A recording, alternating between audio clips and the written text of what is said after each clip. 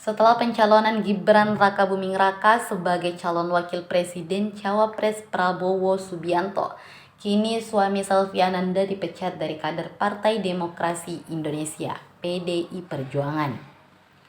Pernyataan itu ditegaskan oleh Ketua DPC PDIP Kota Solo, FX Hadi Rudiatmo pada Senin 6 November 2023. Katanya sejauh ini belum ada itikat yang ditujukan Gibran untuk mengembalikan kartu tanda anggota. Pasalnya Gibran dinilai berkhianat dari PDIP dan sudah main dua kaki. Diketahui PDIP telah mengusung Ganjar Pranowo dan Mahfud MD sebagai calon presiden dan wakil presiden dalam pemilihan presiden Pilpres tahun 2024. Namun endingnya justru Gibran menjadi cawapres Prabowo dengan poros koalisi yang berbeda.